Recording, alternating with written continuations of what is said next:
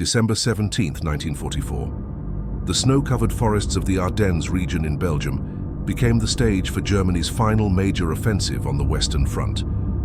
Wehrmacht Oberfeldwebel Hans Müller, serving with the 6th SS Panzer Army, documented in his personal diary an encounter that would fundamentally alter German perceptions of American military capability. Müller's unit had achieved complete tactical surprise against lightly defended American positions during the opening phase of what Allied forces would later designate as the Battle of the Bulge.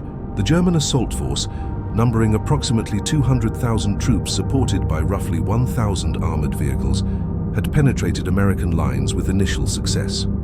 Wehrmacht commanders believed their offensive plan, personally approved by Adolf Hitler, would split Allied armies and potentially force a negotiated settlement in the West. These assumptions proved catastrophically incorrect within hours of the offensive's commencement. Müller recorded that American artillery response demonstrated characteristics unlike any fire his unit had previously encountered on either the eastern or western fronts. The volume, accuracy, and coordination of American counter-battery fire exceeded German military doctrine's parameters for what artillery systems could theoretically achieve. His diary entries, recovered by American forces after the offensive's collapse, provide primary source documentation of German tactical surprise at American artillery capabilities. If you appreciate detailed, evidence-based World War II military history, please like this video and subscribe to this channel. Leave a comment letting us know where you're watching from and what aspects of World War II military technology interest you most. The events Müller witnessed represented the culmination of American artillery development from 1940 through 1944. United States Army Ordnance Bureaus, fire direction centers, and training establishments had created an integrated artillery system that combined technological innovation, industrial production capacity, and systematic training methodologies. German forces in December 1944 encountered this system at full operational capability.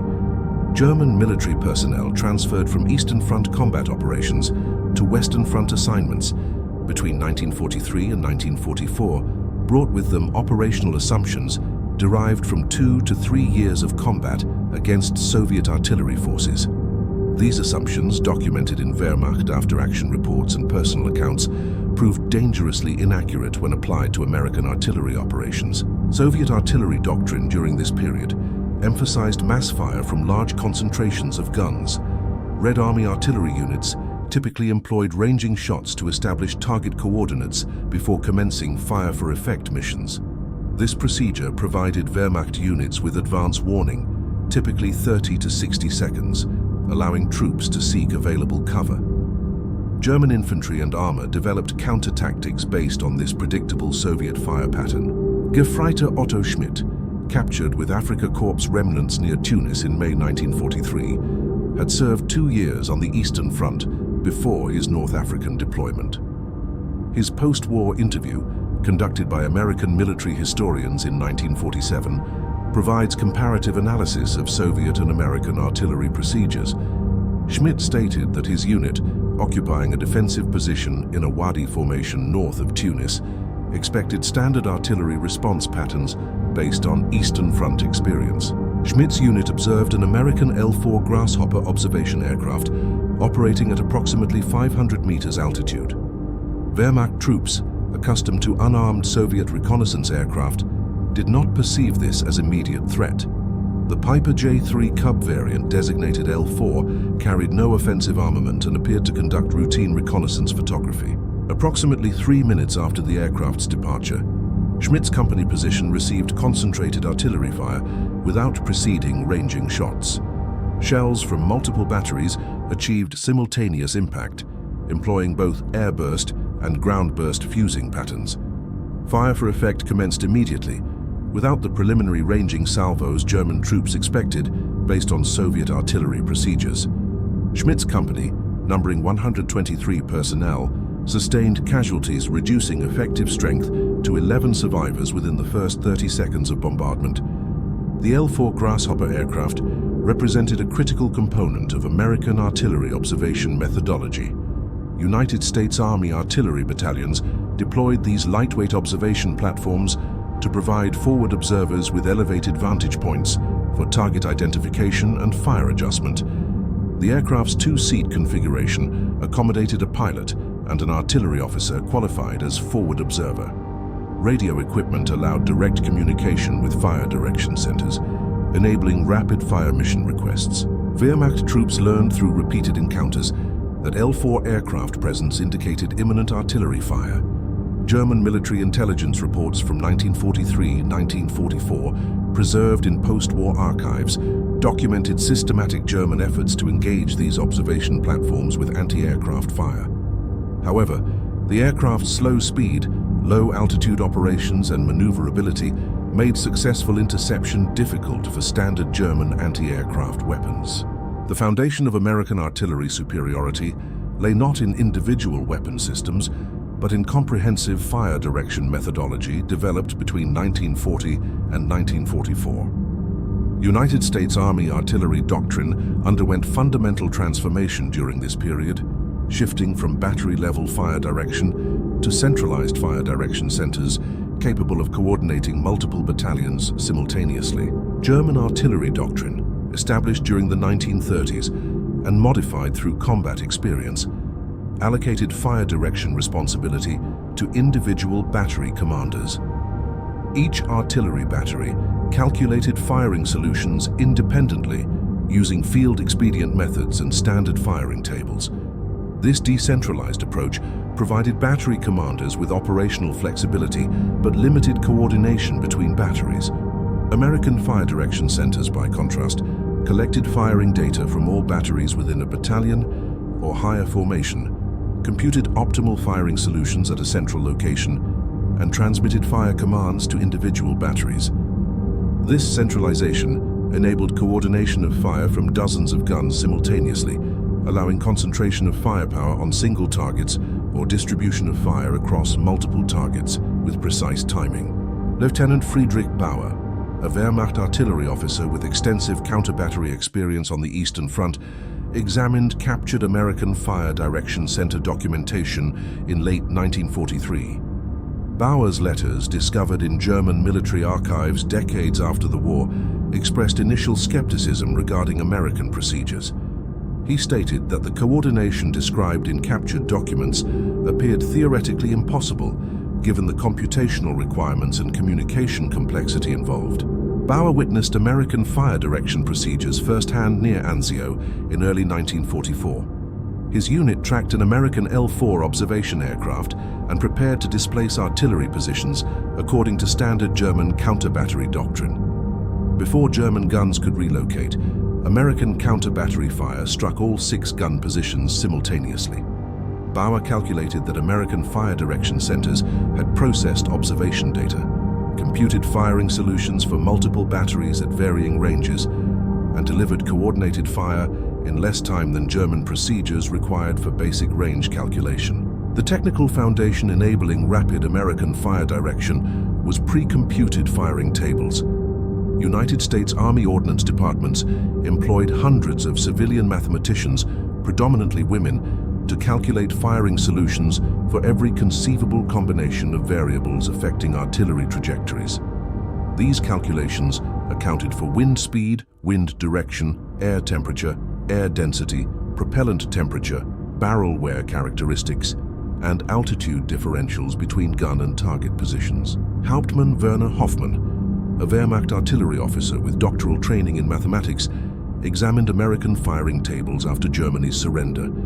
Hoffmann's post-war analysis, preserved in German military records, documented that American firing tables represented thousands of hours of mechanical calculator work. Each table provided immediate firing solutions that German artillery officers would require 15 to 30 minutes to calculate using field-expedient methods. American artillery officers in forward positions consulted firing tables that could fit in standard map cases. Tables were organized by weapon type, ammunition type, and charge selection. Officers identified current meteorological conditions, located the appropriate table page, and read firing solutions directly. This process, termed firing table interpolation, reduced fire mission computation time from minutes to seconds. Time on target, universally designated by the acronym TOT in American artillery communications, represented the most sophisticated fire coordination technique developed during World War II. The procedure coordinated fire from multiple artillery batteries positioned at varying distances from target areas, calculating differential firing times so that all projectiles achieved simultaneous impact within a 3-second window. The tactical effect of TOT missions was devastating against troops lacking overhead cover. Conventional artillery fire provided warning through initial ranging shots or the first salvos, allowing soldiers to assume prone positions or reach prepared foxholes. TOT missions eliminated this warning period entirely. Targeted areas experienced instantaneous transition from normal conditions to simultaneous detonation of dozens of artillery projectiles. Wehrmacht medical studies conducted in 1944, analyzing casualty patterns from American artillery fire, determined that approximately 66% of personnel casualties occurred within the first 5 seconds of artillery bombardment. Soldiers caught in the open during initial salvos had insufficient time to reach cover. TOT missions maximized casualties by concentrating all fire into this critical initial window. Stabsfeldwebel Kurt Zimmermann, serving with a Wehrmacht infantry regiment during the Ardennes offensive, survived multiple TOT strikes. His diary, captured by American forces at an abandoned command post, provides first-hand documentation of TOT effects. Zimmermann wrote that TOT missions bore no resemblance to conventional artillery bombardment. He described instantaneous transition from silence to comprehensive detonation across his unit's entire position. The combination of airburst and ground-burst projectiles eliminated the protection normally provided by prone positions or shallow depressions. American TOT procedures required precise calculation of flight times for each participating battery. Fire direction centers computed the time required for projectiles to travel from each gun position to the target area. Batteries positioned closer to targets received firing orders later than batteries positioned at greater distances. When executed correctly, projectiles from all batteries arrived simultaneously, despite varying flight times and trajectories. The coordination required for TOT missions demanded reliable communications, trained fire direction center personnel, and batteries capable of firing on split-second timing. German artillery doctrine included massed fire concentrations, but German communications equipment and fire direction procedures could not achieve the timing precision necessary for true TOT effects. American artillery mobility represented another critical advantage over Wehrmacht capabilities. United States Army artillery doctrine mandated full motorization of all artillery battalions. The standard M2A1 105mm howitzer, primary divisional light artillery weapon, was towed by truck or half-track prime movers capable of highway speeds exceeding 40 miles per hour. German artillery, despite Nazi propaganda emphasis on mechanized panzer divisions, remained predominantly horse-drawn throughout the war. Approximately 80% of Wehrmacht logistical transport depended on horse-drawn wagons and carts. German artillery batteries typically employed 6 to 8 horses per gun for towing operations. Germany commenced World War II with approximately 514,000 horses in military service. By February 1945, despite catastrophic losses on all fronts, Wehrmacht horse inventory had increased to roughly 1,198,000 animals. This increase reflected replacement of losses and expanded reliance on horse transport, as motor vehicle production failed to meet military requirements. Wehrmacht artillery displacement procedures, moving guns from one firing position to another, required 2 to 3 hours under optimal conditions. Crew members must unlimber the gun from its towing configuration, harness horses, move to the new position, and unlimber again before resuming fire. Winter conditions, mud, or operations under fire extended displacement time to 4 hours or more. American motorized artillery batteries could displace in 20 to 30 minutes. Truck or half-track prime movers provided sufficient power to move guns rapidly, even in adverse terrain conditions.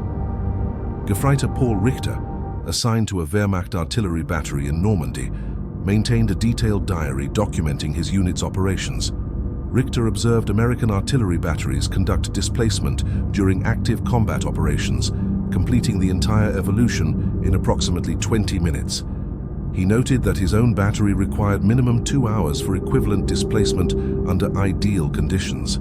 The mobility differential affected tactical operations fundamentally. American artillery could fire support missions, displace to alternate positions before German counter-battery fire arrived, and resume firing from new locations.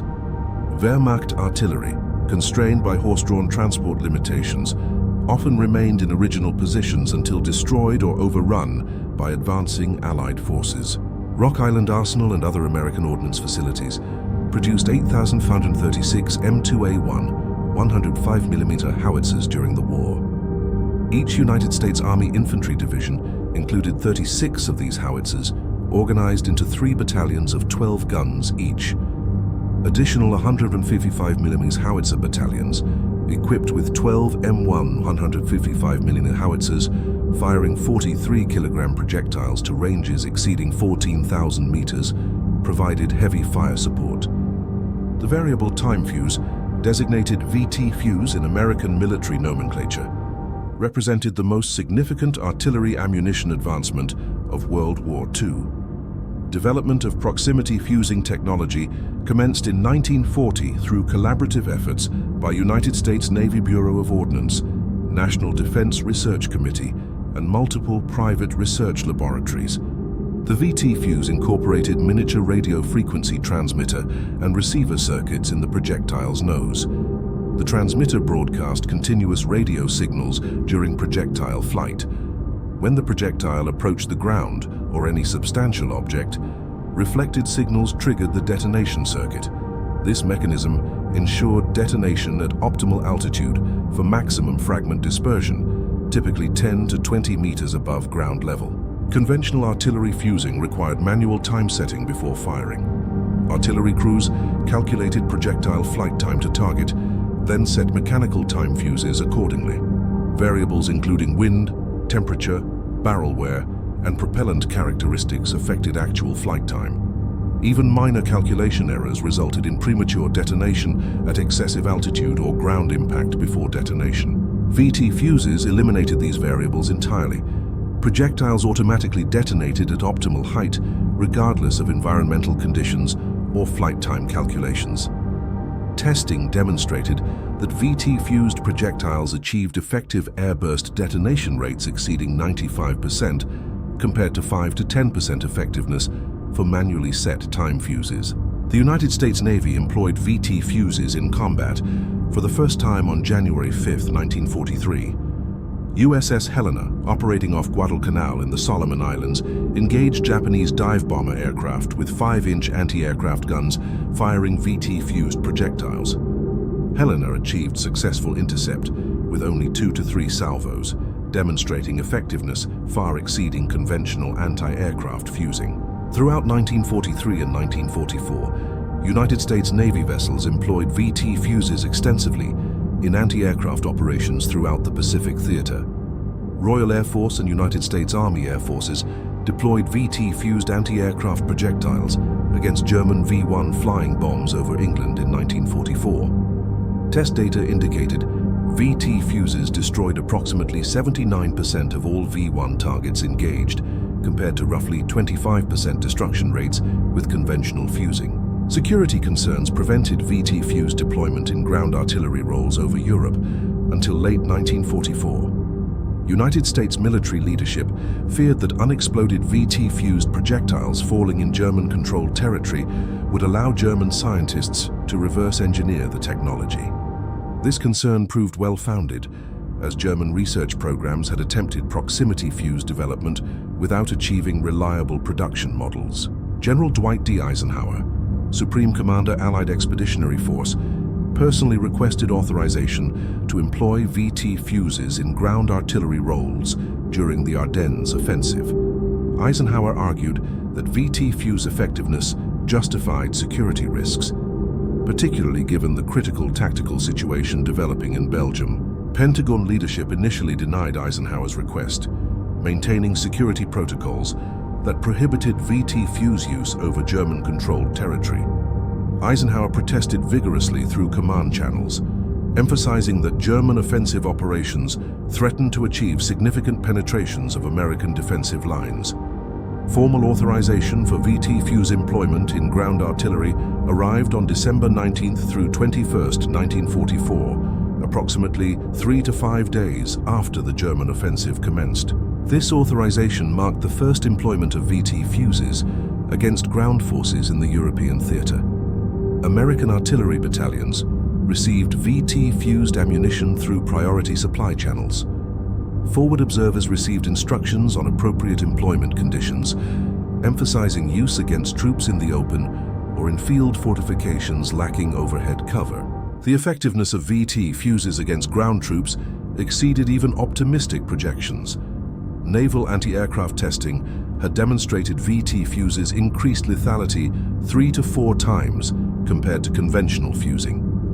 Ground employment against infantry formations suggested effectiveness increases of 200 to 700%, depending on target characteristics and terrain conditions. Oberfeldwebel Hans Müller, whose December 17th diary entries opened this examination, survived a VT fuse barrage several days later. Müller documented that his unit had learned Eastern Front survival techniques, including immediate prone positions at first shell detonation. These techniques, effective against conventional artillery, proved useless against VT-fused projectiles. Müller wrote that projectiles exploded above his unit's positions, delivering fragments in downward trajectories that struck troops in foxholes and prone positions. Soldiers who would have survived conventional ground burst detonations were killed by fragments penetrating from above. Müller termed VT-fused projectiles demon shells in his diary, reflecting the psychological impact of weapons against which no field expedient defense existed. The psychological effects of VT fuses compounded their physical lethality. Wehrmacht infantry training emphasized seeking cover at first indication of artillery fire. VT fuses negated this training, as any position lacking substantial overhead protection provided no safety. Some Wehrmacht units refused orders to advance across open terrain after witnessing VT fuse effects, understanding that movement under American artillery observation meant near certain casualties. Hauptmann Friedrich Bauer documented near mutiny in his company during late December 1944. Bauer's company received orders to assault an American position approximately 300 meters distant across open terrain. His troops refused the order, having witnessed VT fuse strikes against other Wehrmacht units attempting similar advances. Bauer's men stated they preferred capture to certain death under American artillery fire. American artillery and ammunition production during World War II reflected industrial capacity that Wehrmacht logistics officers could not comprehend. Rock Island Arsenal in Illinois alone produced more than 10,105 mm howitzers during the war. Multiple additional facilities manufactured 150 mm howitzers, 8-inch howitzers, 240 mm howitzers, and other artillery types in quantities that exceeded total German production across all calibers. Artillery ammunition production reached levels that allowed American forces to fire without restriction. United States factories produced tens of millions of artillery projectiles annually by 1943-1944. Forward observers could request fire support freely, understanding that ammunition supply effectively unlimited by tactical standards. German ammunition production, hampered by Allied strategic bombing, resource shortages, and inefficient industrial allocation, never approached American production levels. German artillery batteries by 1944 often operated under strict ammunition allowances, sometimes limited to 2 or 3 projectiles per gun per day. Battalion and regimental commanders required justification for each fire mission, explaining why limited ammunition stocks warranted expenditure. Lieutenant Werner Vogel, a Wehrmacht artillery officer, documented ammunition crisis in his war diary. His battery received 50 projectiles per gun for an entire week of operations. Vogel was required to justify each fire mission to battalion headquarters, explaining tactical necessity for ammunition expenditure. Meanwhile, American artillery in the same sector fired thousands of projectiles daily without apparent supply constraints. American logistics benefited from ammunition standardization. The M1 shell fired by 105mm howitzers used identical fusing as projectiles fired by 155mm howitzers and larger calibers. This standardization simplified supply operations, reduced inventory requirements, and ensured fuse availability regardless of caliber demand.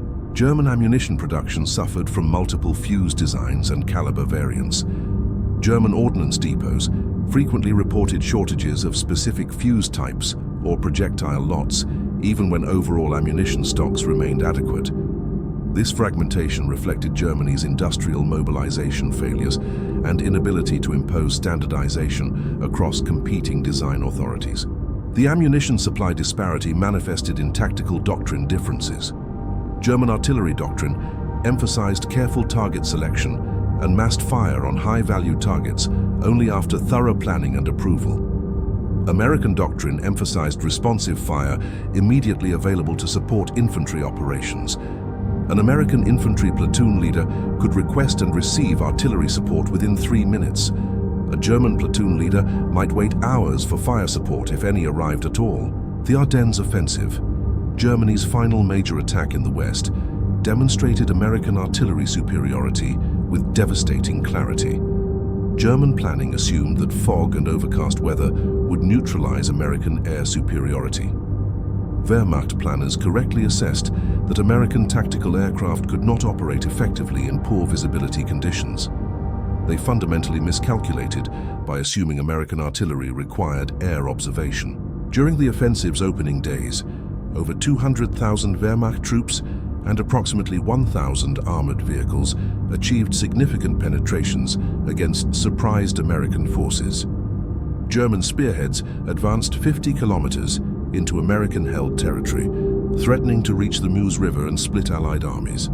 Then American artillery found them. Wehrmacht artillery batteries, lacking mobility to rapidly displace when engaged, were destroyed in their firing positions. German guns, limited by strict ammunition allowances, fell silent, while American batteries continued sustained fire. Stabsfeldwebel Kurt Zimmermann, whose diary provides extensive documentation of Wehrmacht artillery operations during the offensive, recorded systematic destruction of German artillery positions. Zimmermann's battery, positioned in woods south of St. Vith, had received 50 projectiles per gun as their entire allocation for the operation. After firing one support mission for infantry operations, his battery received American counter-battery fire within 10 minutes. 3 of 6 guns were destroyed, most horses killed. The battery lacked sufficient surviving horses to displace remaining guns. Zimmermann's surviving crew members abandoned the guns and withdrew on foot. This pattern repeated across the entire offensive front. Wehrmacht artillery fell silent under American counter-battery fire, while American guns continued operations. At Bastogne, where German forces surrounded the 101st Airborne Division, American artillery was briefly restricted to 10 rounds per gun per day on December 22nd due to temporary supply shortages. Even under these constraints, American artillery proved decisive in breaking German attacks around the encircled town. When weather cleared after December 25th, Allied supply resumed through air delivery and ground convoy. American artillery fire intensified dramatically. During the entire Ardennes campaign, 4,155 American artillery pieces fired approximately 255,000 rounds. German units that had penetrated deepest into American lines found themselves trapped, surrounded by American forces that could call upon unlimited artillery support. Oberstleutnant Heinrich Müller, whose regiment had been destroyed at St. Lo in July 1944, commanded a replacement regiment during the Ardennes offensive. His final report, written in a prisoner of war camp after capture in January 1945, provided stark assessment of artillery's decisive role. Müller stated that Wehrmacht forces were defeated by American artillery before encountering American infantry or armor in decisive engagements. Müller documented that every Wehrmacht movement was observed by American aircraft and engaged by artillery. Every concentration of forces was broken up by artillery fire before attacks could commence. Every defensive position was destroyed by artillery before American infantry assaulted. Wehrmacht units could not move, could not mass forces, could not defend effectively. They absorbed artillery fire until ceasing to exist as effective combat forces. The offensive plan to drive through to Antwerp and split Allied armies stalled after less than 1 week, broken primarily by American artillery. Wehrmacht units that began the offensive at full strength ended with 30 to 40% casualties, with artillery fire accounting for the majority of losses. German soldiers captured during and after the Ardennes offensive, who were transported to prisoner of war camps in the United States, discovered that the artillery system which had destroyed their units represented just one aspect of American military capability. The industrial capacity producing tens of thousands of artillery pieces and millions of projectiles was the same capacity producing tanks, aircraft, trucks, and every other implement of war in quantities that dwarfed German production. Gefreiter Otto Schmidt, captured in Tunisia in 1943 and held at a camp in Texas, wrote in a letter that passed American censors about his observations of American industry. Schmidt described watching trains carrying hundreds of artillery pieces moving toward ports for overseas shipment. He witnessed factories producing projectiles by thousands. Schmidt concluded that Americans defeated Wehrmacht forces not through superior tactics or superior soldiers, though he acknowledged American tactical competence and soldier quality, but through sheer industrial might. German prisoners of war who witnessed American artillery training exercises in the United States observed firsthand the professionalism and preparation making the system effective. American artillery crews trained constantly, practicing coordination and communication, enabling time-on-target missions. Forward observers worked closely with infantry units, practicing integration that made American combined arms operations effective. Lieutenant Friedrich Bauer, the artillery officer captured in Italy, attended lectures at a prisoner of war camp where American artillery officers explained their methods. Bauer's notes, preserved in German archives, reveal professional admiration for American systemization. He documented that Americans had systematized everything Wehrmacht forces accomplished through individual skill and initiative, where Wehrmacht artillery depended on talented officers computing firing solutions through experience and calculation. Americans created firing tables, allowing average officers to achieve equivalent results.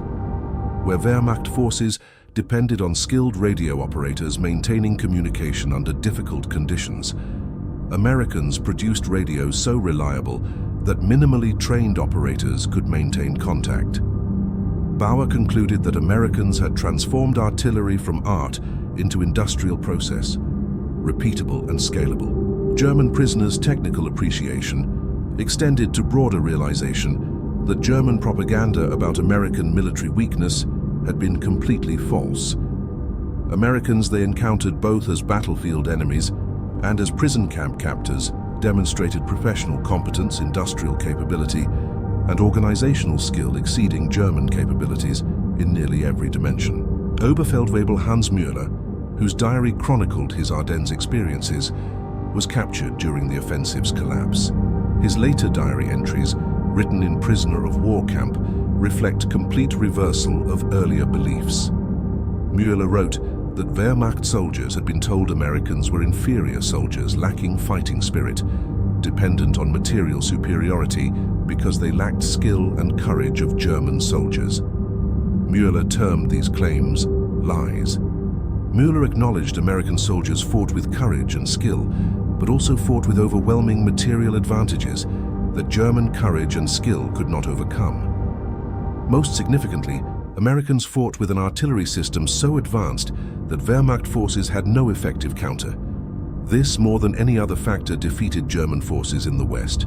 By early 1945, as Germany's military situation became hopeless on all fronts, American artillery superiority only increased relative to declining Wehrmacht capabilities.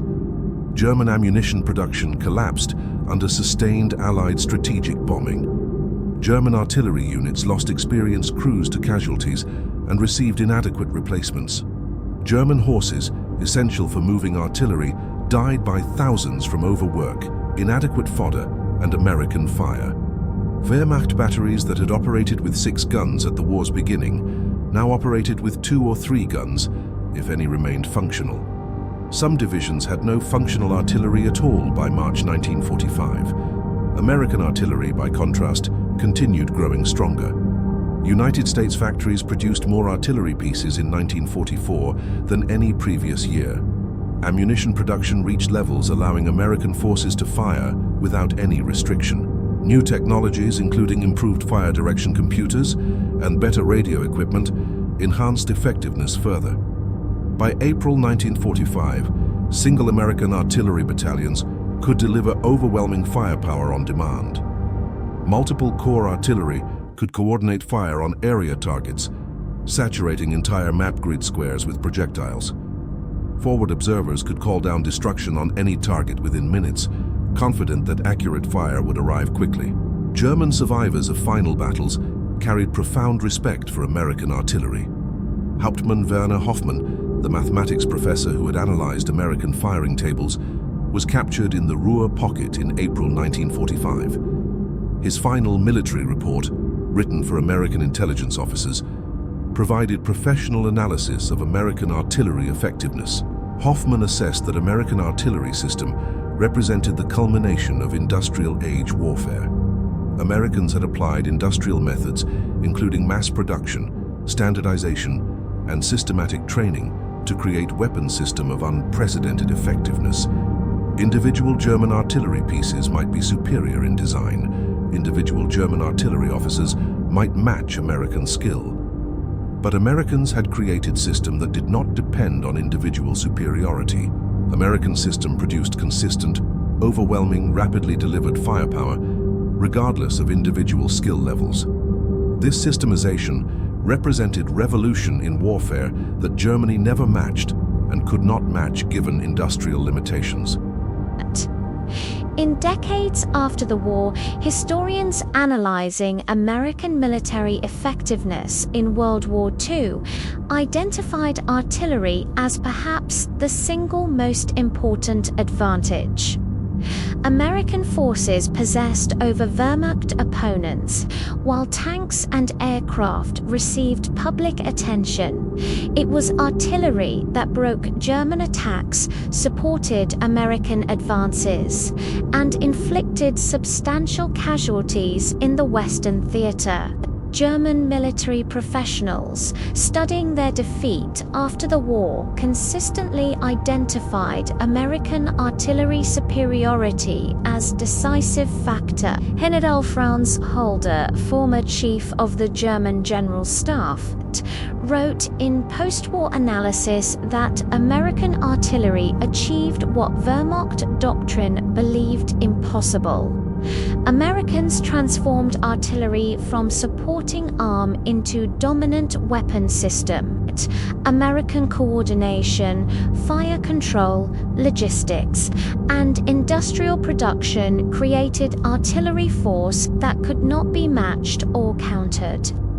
German forces in the West operated under constant artillery threat, unable to mass without drawing devastating fire. Unable to move without observation, unable to fight effectively under weight of American projectiles. Tactical innovations developed by American artillery during World War II became foundation for modern artillery doctrine worldwide. Time on target remains standard method for coordinating artillery fires. Fire direction centers remain hub of artillery operations. Forward observers closely integrated with maneuver forces remain essential for delivering responsive fire support. The basic structure established by United States in World War II persists in current military operations. The proximity fuse represented such significant advance that its full impact remained classified for years after the war. The psychological impact, combined with physical casualties, often broke unit cohesion entirely. German soldiers caught in open by VT-fused projectiles had no effective defense. For Wehrmacht soldiers who faced American artillery, the experience left permanent impressions. Stabsfeldwebel Kurt Zimmermann, who survived multiple time-on-target barrages during the Ardennes offensive, immigrated to the United States in the 1950s. In a 1960 interview, Zimmermann reflected on wartime experiences. When asked what weapon he feared most during the war, Zimmermann answered not tanks, though he acknowledged German tanks were inferior to late-war American tanks, not aircraft, though American air power was overwhelming, not even American infantry, though they fought well. The weapon he feared most, the weapon that gave him nightmares then and sometimes still decades later, was American artillery. The sudden, devastating fire arriving without warning, the knowledge that one might die without ever seeing the enemy, killed by projectiles fired from guns kilometers away. Zimmermann termed this true terror. The story of Wehrmacht soldiers and American artillery is ultimately a story about transformation of warfare in the industrial age.